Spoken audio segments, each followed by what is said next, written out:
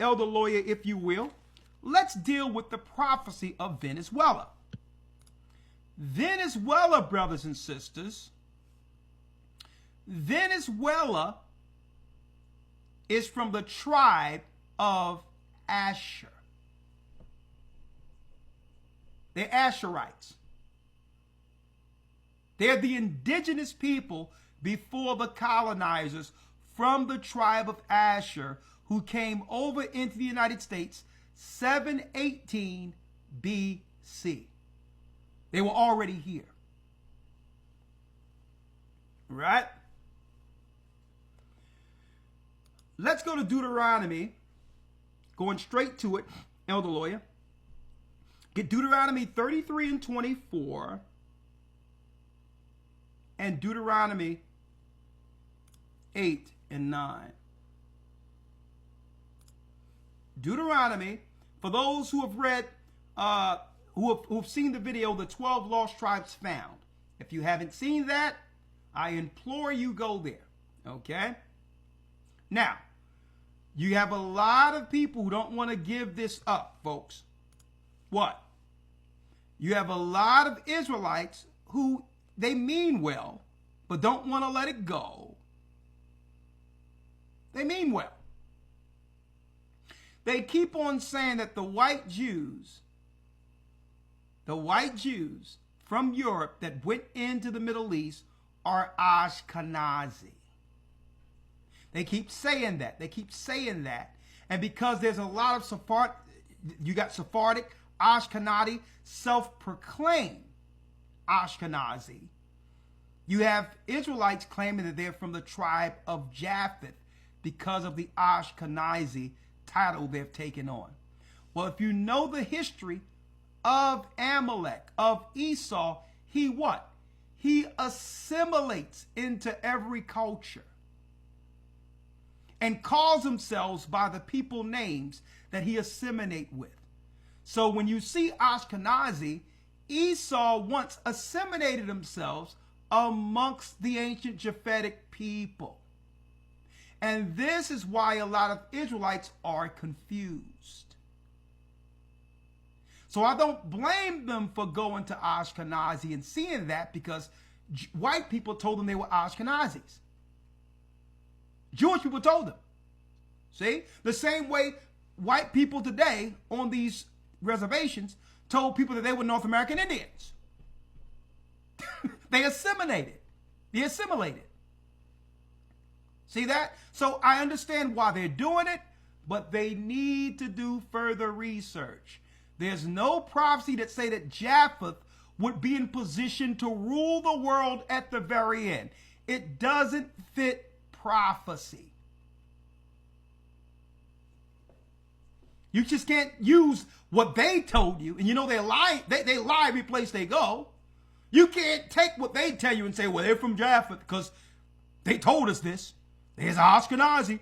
Let's go to Genesis.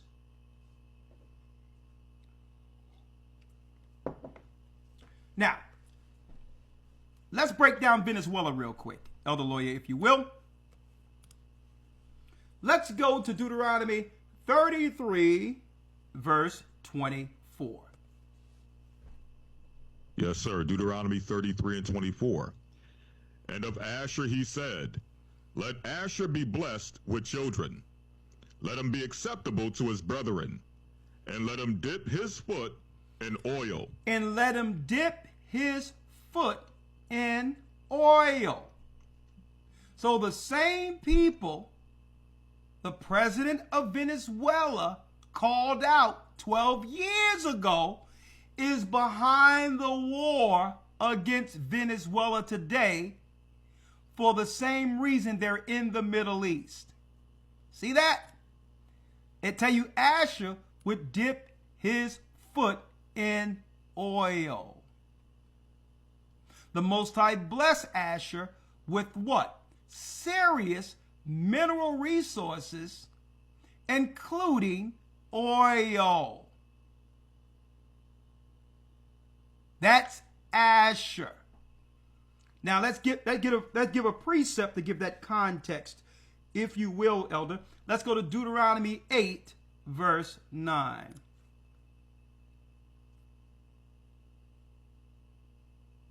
Deuteronomy 8, verse number 9.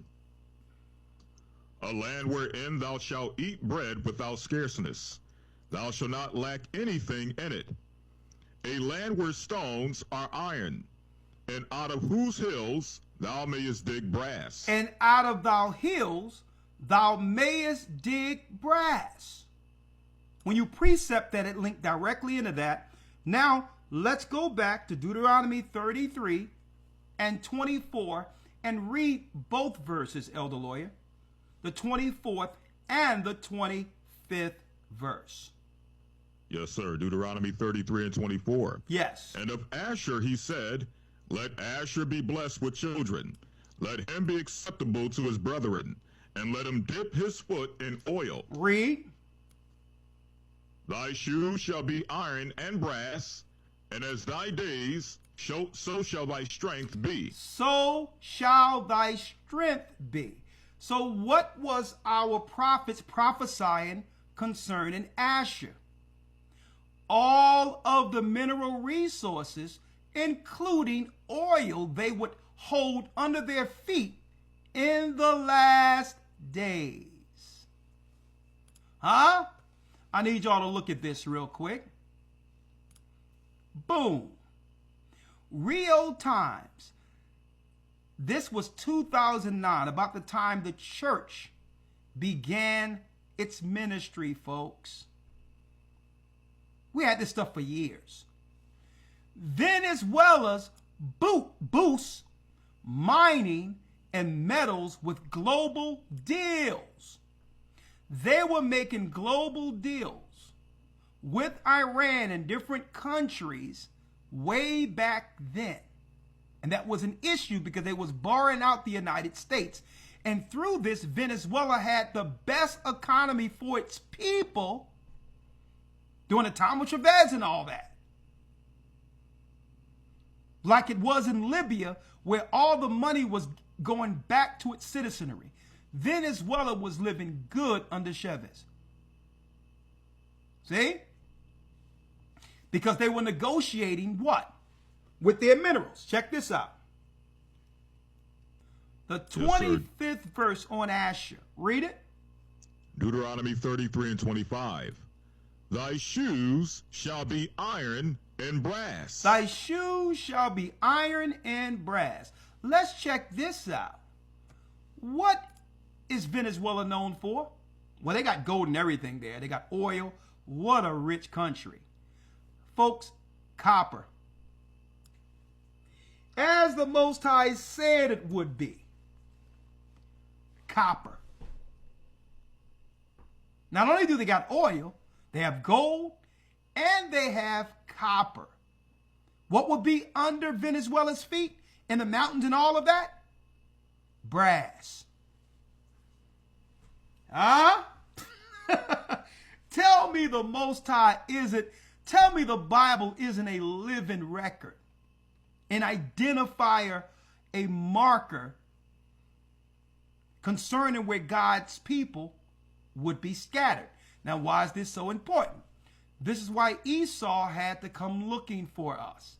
Any place the Most High scatter us, he put us in areas to be blessed. Even after we were scattered, we would go into areas where the Most High would provide for his children. Now, Esau, claiming to be God's people, are seeking to steal all the resources that were naturally, according to prophecy, given to us within the diaspora. Huh? Are y'all following me here?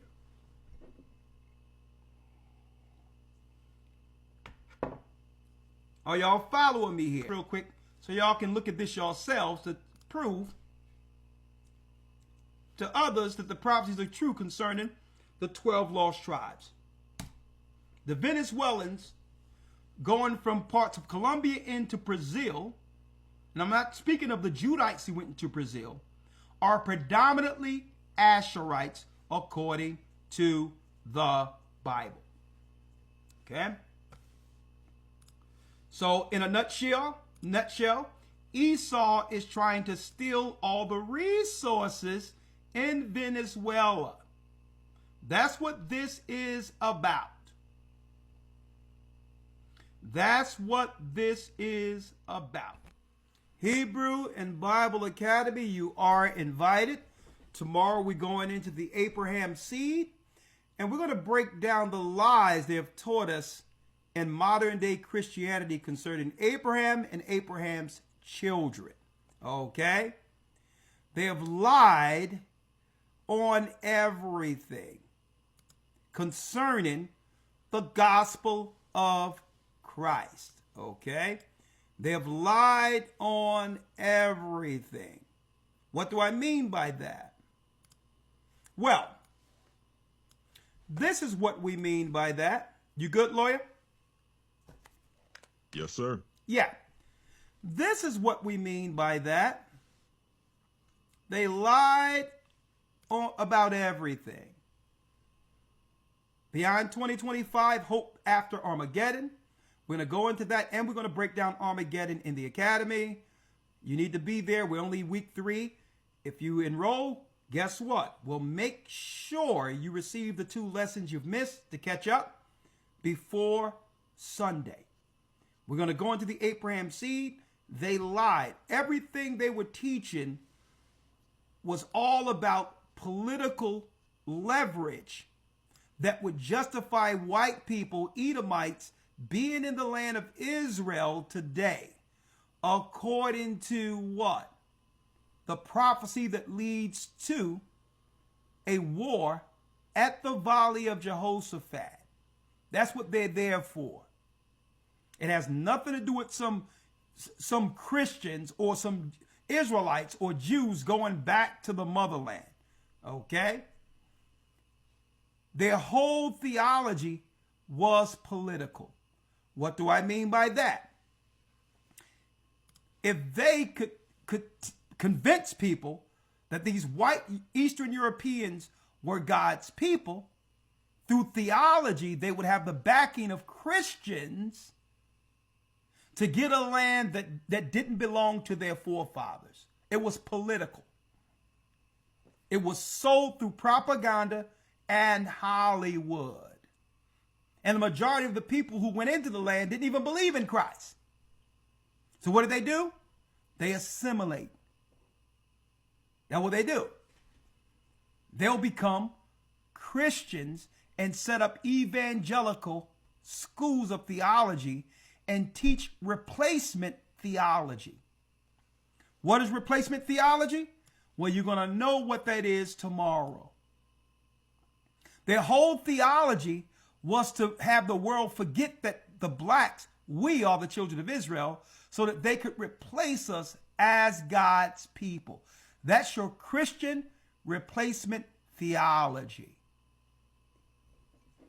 It was all a lie so that we wouldn't question strangers, Gentiles in the land in the last days.